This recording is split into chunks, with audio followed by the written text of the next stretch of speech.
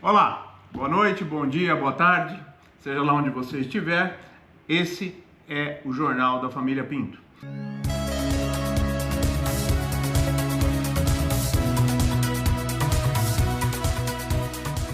É o primeiro de uma série que nós estamos fazendo aqui para colocar no TikTok. Essa é a Alexandra Pinto, eu sou o Leandro Pinto. Olá, eu sou a Alexandra, eu tenho 18 anos, eu estou aqui fazendo um programa com meu pai. Nós estamos fazendo esse programa com o intuito de falar um pouco sobre geopolítica e explicar um pouco para todos vocês o que está acontecendo no mundo. Bom, vamos começar. Essa semana o mundo foi assolado aí com essa triste história do Hamas, que simples e puramente entendeu aí por atacar Israel. Mesmo a gente sabendo que o Hamas é uma organização extremamente fraca, um grupo pequeno, perto do poderio militar israelense, que inclusive é detentor de bomba nuclear, que é muito estranho que isso tenha ocorrido, né? E a gente vai tentar entender aqui por que isso ocorreu, né? Porque não foi simples assim, simplesmente o Hamas acordou e dizendo, não, nós vamos atacar um inimigo que é no mínimo 1000 vezes mais forte que a nossa força militar. Ah, não, mas nós temos um aliado que é o Hezbollah, o Irã. Não existe esse alinhamento. Existe um alinhamento ideológico e um alinhamento no sentido de interesses. Sim. Não são aliados pelo amor ou pela ideologia. Não, eles são aliados por interesses. Aliás, cada qual tem seu interesse muito claro. Está muito claro que Hamas ele não atacou Israel por pura e espontânea vontade. Tiveram alguns interesses por trás desse ataque. E vamos discutir hoje isso. A questão do povo palestino ser oprimido pelos assentamentos, até certo ponto, do ponto de vista do direito internacional, discutíveis pelo Estado israelense, está acontecendo desde a origem do Estado. Sim. Né? Se a gente analisar as fronteiras estabelecidas em 1944, 47 e as fronteiras de hoje, você vai perceber o quanto Israel tomou de território. Mas o Hamas não fazia e nunca fez um ataque tão violento e tão brutal como fez agora, né? Nós temos que tentar entender por que o Hamas se manifestou nesse sentido, né? Principalmente o momento histórico, né? Que Israel vinha de um acordo com o Riad, né? Com o governo da Arábia Saudita, um acordo com o Omã, né? O governo de Omã, e um acordo com a República Russa, né? Para construir lá uma linha de gasodutos que iria realmente revolucionar o acesso da Ásia aos recursos, não só russos, mas também os recursos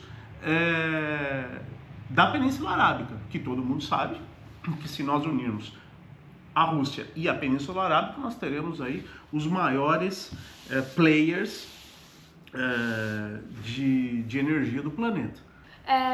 Israel e a Palestina, no dia a dia, têm uma relação pacífica. Muitos palestinos, eles vão trabalhar em Israel. Eles passam lá o Gaza todos os dias para trabalhar. Não só em Gaza, né? Também nos outros territórios, né? Temos a região de Golã. Sim. Né? Temos a própria área dos palestinos, né? Que a faixa de Gaza ela é um enclave palestino, né? Mas existe a área palestina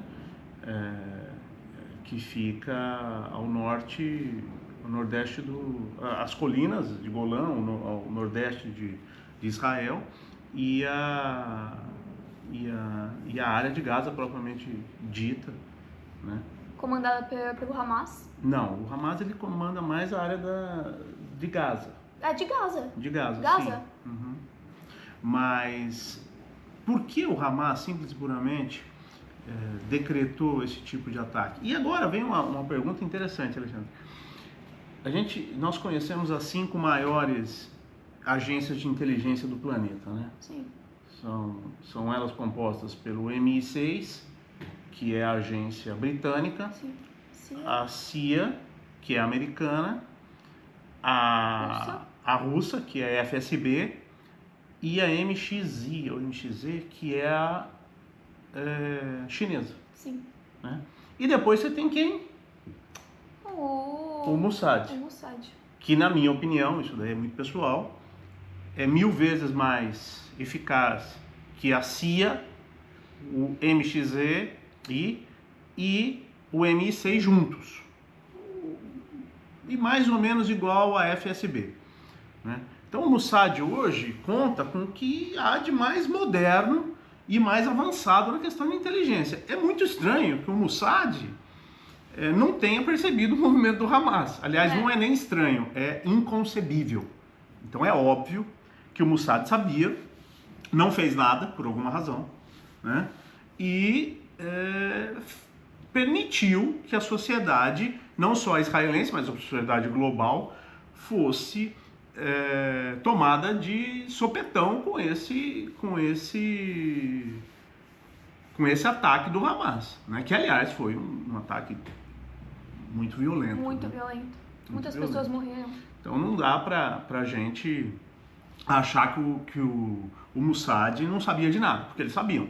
E aqui fica a minha opinião pessoal.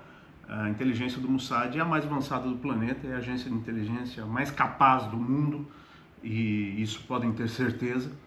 E o Mossad sabia o que estava acontecendo claramente, até porque a faixa de Gaza ela é literalmente nada. O Mossad tem lá pelo menos 300 pessoas que controlam exatamente tudo, inclusive os passos, e eles monitoram até os túneis do Hamas e da autoridade palestina, né, que são até túneis diversos, mas efetivamente eles sabiam. E por que eles optaram de não fazer nada, de não preparar o povo israelense? Bom, isso daí é uma questão para o primeiro-ministro, ou talvez nem o primeiro-ministro tenha acesso também. Não sabemos quem controla hoje Israel, porque a gente sabe que o governo Netanyahu está muito fraco. Realmente. Né? Nós não sabemos nem se Netanyahu vai sobreviver a essa ofensiva do Hamas. De repente, bom, mas alguém muito importante sabia, né? Isso que importa. Não, o diretor do Mossad sabia. Isso a gente não... Vamos ser ingênuos e dizer que não, sabia. E posso dizer mais, muito possivelmente outras agências também tinham conhecimento disso e nada fizeram. Né? Mas também o mundo é formado de peões, né? Sim. Então isso não há nada muito longe disso. Agora, o importante também, Léa, é dizer da questão iraniana, né? Porque a quem interessa um conflito ainda mais aguerrido naquela região? Não, há muitos países, né, mas especialmente ao Irã. Exatamente. Né, porque esse gasoduto que sairia da Rússia passaria por toda a Península Arábica, chegando na Índia, ele tira muitos clientes do Irã, né, que também é um player importantíssimo em energia. Sim.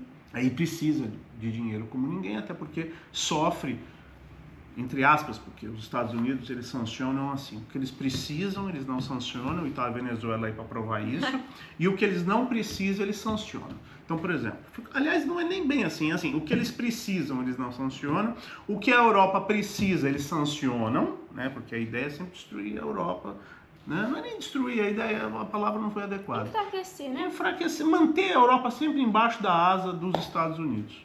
Isso daí é notório e é inacreditável que Bruxelas não entenda isso dessa forma. Se bem que eu acho até que eles entendem, né? Mas eles preferem fechar os olhos. Pobre dos europeus que têm o destino traçado pelo Partido Democrata Americano, que hoje está no poder e está criando todo esse alvoroço do ponto de vista global. Realmente.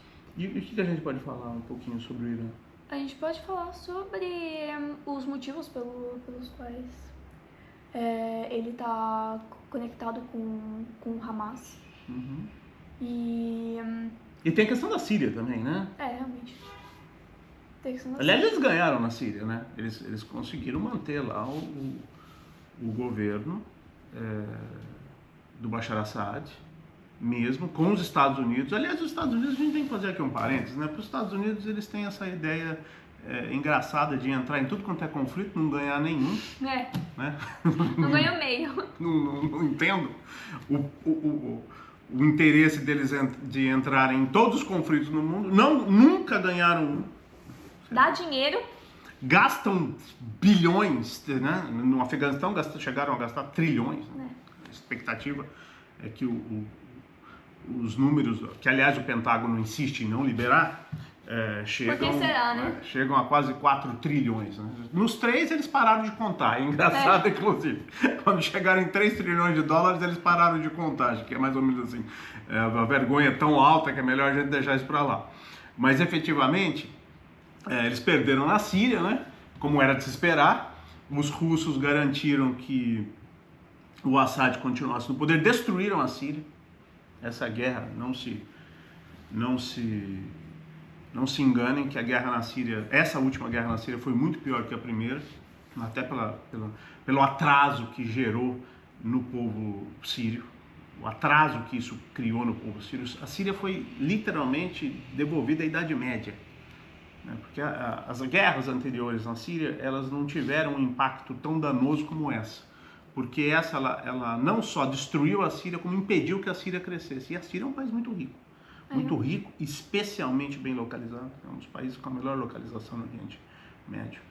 É um país com uma importância ímpar em todos os aspectos. Todos os aspectos. Foi destruído. Literalmente destruído por interesses. E no final das contas, no final dessa não podemos falar uma brincadeira, mas efetivamente de uma brincadeira, e foi uma brincadeira para muitos líderes, né? O Assad continuou, a Síria continua encravada num conflito civil. A guerra não podemos dizer que ela acabou totalmente, porque os Estados Unidos continuam mandando uma série de armamentos para o grupo opositor ao Assad. Não podemos falar de rebelde também, porque ali não acredito que exista rebelde ou não rebelde, acho que a palavra não é essa. A palavra é o grupo do Assad e os opositores, porque também não é um grupo só, né? Você tem lá o Talibã também, até hoje. Né? Não é um grupo só, você não tem um único grupo. Inclusive, quando os Estados Unidos saíram do Afeganistão, eles deixaram lá uma montanha de armas. Só a M16 parece que tinha 90 mil M16. Monte de arma. Tanques, helicópteros. Uma festa. Levaram só o corpo, o resto não levaram nada.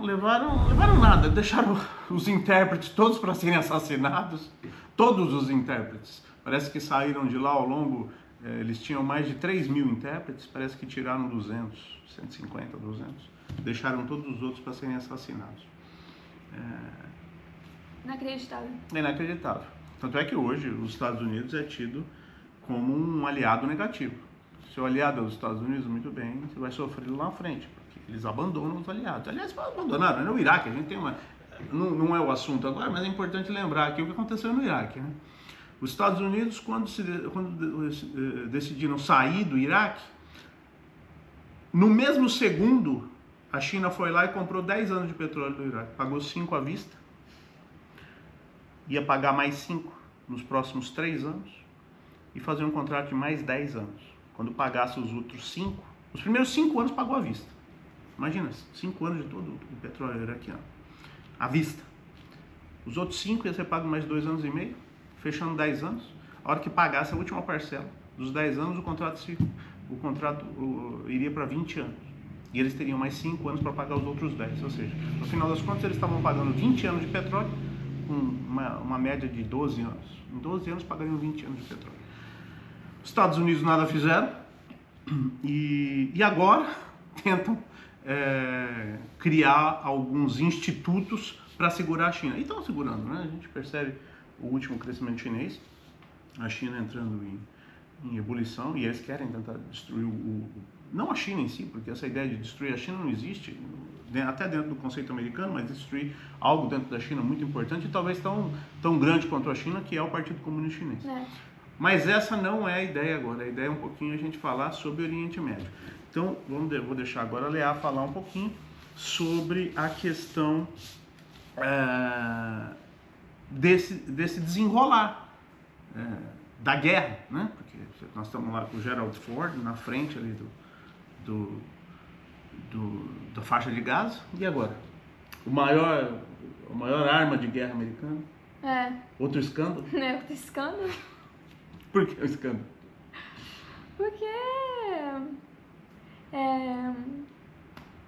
Porque para construir aquele navio, eles conseguiram gastar 20 vezes mais do que estava previsto. Como sempre, né? Todo americano. Americano faz isso. Gastaram milhões para fazer uma caneta que escrevesse um espaço. Assim. Enquanto o russo usou o lápis? Mas a questão não é essa. A questão é que na construção, aliás, vale a pena até estudar um pouquinho sobre isso. Aquele navio atrasou 10 anos para ser entregue. Aliás, se pegar o primeiro projeto, o atraso foi mais de 20 anos, né? Mas a primeira contratação, 10 anos. 10 anos atrasaram para construir aquele porta-aviões. É um porta-aviões que se diz o mais moderno do planeta. A gente vai ver se realmente é moderno mesmo, né? Se ele não vai parar. Mas é um porta-aviões nuclear.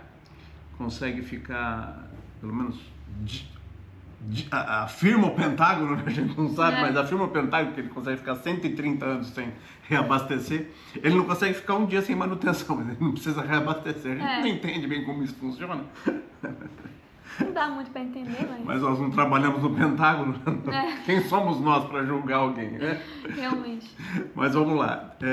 A maior arma de guerra mais cara, não diria maior, porque a maior arma de guerra americana é o Congresso americano e o Partido Democrata. Mas vamos lá, a segunda maior arma americana, que é o Gerald Ford, está lá ancorado na frente da faixa de Gaza, tentando fazer uma pressão e pedindo de uma forma delicada para o Irã não entrar no conflito. O que o Irã... Ativamente no conflito, né? Ativamente, porque entrar no conflito acho que ele nunca saiu, né? E o pobre do Líbano está lá. O Líbano está com poucos problemas, né? A gente começar a falar do Líbano aqui, ainda está tristeza. Realmente. O Líbano tá passando por uma situação que ele não pode nem se dar o luxo, nem de ter 24 horas de energia elétrica. Imagine de entrar numa guerra, né? A situação libanesa é precária demais da conta. Muito triste o que está acontecendo no Líbano. É um país maravilhoso. Literalmente, na minha opinião, era o local mais maravilhoso do Oriente Médio, não só pela questão do posicionamento geográfico, de toda a natureza do Líbano. Na minha opinião, o melhor azeite do planeta vem do Líbano, a comida maravilhosa, um povo único, o povo libanês, um povo com uma autoestima, com uma capacidade invejável, e passando por uma situação terrível, onde hoje o exército libanês é menor do que o exército do Hezbollah. Mas assim, menor muitas vezes. O Hezbollah hoje tem-se a ideia de que o Hezbollah tem mais de 100 mil homens. O exército libanês não tem 30. Realmente. 30 mil. A situação tá ruim. O Hezbollah pode pegar o Líbano quando ele quiser. É uma bomba. Relógio. A própria Constituição libanesa ela é muito complexa, né? Para quem aqui não tem ideia de como funciona, a Constituição, após a Guerra do Líbano, ela foi constituída de forma a dividir o país em 3 religiões. E essas religiões, internamente, elas têm outras agremiações, mas basicamente você está falando dos cristãos, você está falando dos islâmicos, né? Dentro dos islâmicos você tem os xiitas e os sunitas, e você tem o povo cristão. O povo cristão sempre fica com o presidente, então vamos dizer, não é uma eleição direta, quem elege é o parlamento, né? Mas o presidente ele é cristão, o primeiro-ministro e o chefe do exército são islâmicos. E existe um problema muito sério, porque eles têm que chegar num acordo efetivo de como eleger, dentro desse meandro religioso, todos os cargos. Então, eleger hoje o presidente do Líbano é uma tarefa muito complexa. E mantê-lo no cargo ainda mais complexa. O primeiro-ministro da mesma forma. Né? Mas, então veja, a situação lá é muito complexa. Com exceção da Jordânia, né, que é um país relativamente estável, inclusive aliado dos Estados Unidos, mas parece que agora já está mudando um pouco de lado, porque se vê, né, numa situação muito complexa, até pelo número de palestinos que tem na Jordânia. Né? Sim, tem muitos números. Um número muito alto de palestinos na Jordânia. Então você imagina a pressão, né? A pressão e o hecatombe social que vai ser se o rei da Jordânia decidir apoiar Israel. Nós vamos ter ali um problema para o rei, até com perigo de morte. De golpe. De golpe, um problema sério para o rei da Jordânia. Muito sabiamente ele tá neutro, tentando, né? Se desvencilhar dessa questão, desses compromissos que ele tinha com o governo americano. E sabiamente, diga-se de passagem. Bom, mas efetivamente. Vamos voltar ao Irã, ao Iraque, que a gente estava falando sobre os gasodutos. Certo. Com a China, com a Rússia e com Mumbai.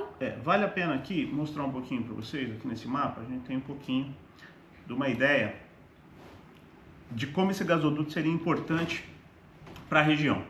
Veja bem, esse gasoduto ele ia ligar a Rússia, passando pela Turquia, tá certo? Chegando aqui na Síria, passando por Israel, tá? Israel aqui, olha, Jordânia. Tá? Ou seja, você teria toda a energia russa, turca, a Turquia também é rica em gás, em óleo, todo mundo sabe. O próprio Líbano agora está discutindo com Cyprus a questão, porque eles acharam muito petróleo nessa área aqui, literalmente muito petróleo, mas petróleo suficiente para acabar com todos os problemas libaneses, todos. Né? Mas eles estão tendo uma discussão aqui com os gregos, com os cipriotas, para saber de quem é o dono dessa área aqui, né? Toda essa área aqui, olha, aqui, ó, exatamente aqui, ó, tá? Então o gasoduto viria, ligaria aqui toda essa região, tá? Desceria pela Arábia Saudita, tá certo? Chegaria aqui em Omã, mais exatamente nessa região aqui de Caluf, que é uma região portuária também, não tão importante quanto Mascate, que é a capital, mas também importante, e chegaria aqui na Índia, olha. Né? E qual é o interesse maior aqui? Porque hoje os gasodutos vêm pelo Irã. Tá aqui, hoje você tem gasodutos vindo pelo Irã. Né? Então o Irã perderia muito dinheiro, muito mesmo. Né? Então, eu acho que a questão aqui não é dizer, olha, foi isso ou foi aquilo, mas a questão é literalmente mostrar alguns detalhes que poderiam explicar a razão do Mossad não saber de nada. Escolher não saber de nada. Então, a gente precisa sempre ficar muito atento para esses detalhes. Tem também uma questão importante, quanto interessa para o Partido Democrata amplificar um conflito num ano de eleições? Né? Não muito. Talvez, não muito, se eles estivessem na frente, né? Né? Então, se eles estivessem indo bem, né, na questão política, realmente eles não estão indo. Daí não interessaria amplificar um conflito, né? Mas tendo em vista que o candidato de oposição bate o Joe Biden em todas as pesquisas, literalmente todas as pesquisas, né? É muito interessante que o Partido Democrata crie algum tipo de suporte, né, que ele possa se apoiar, tendo em vista que politicamente ele está numa situação degradante, até porque os Estados Unidos enfrentam uma inflação galopante, né, com um endividamento absurdo, não, endividamento hoje, dia 30 de novembro. Ontem nós tivemos o fechamento da última pesquisa de quanto os Estados Unidos se endividou no mês de novembro, 273 bilhões de dólares. A gente tem outubro. Em outubro, 30 de outubro. 273 bilhões de... 273 bilhões de dólares é o orçamento da Rússia. É o PIB da Rússia. Os caras conseguiram se endividar. Nós podemos até explicar num vídeo como funciona esse endividamento americano. Porque é uma coisa que muita gente não sabe. Exatamente. Não, é um milagre, né? Não é imprimir basicamente dinheiro, é imprimir dívida. Exatamente. Eles imprimem dívida. É uma bolha, né? Além de uma bolha, é de uma criatividade contábil única. É, realmente. Né? Mas olha, muito obrigado pela sua audiência. Muito obrigada. Nosso vídeo... Nosso vídeo?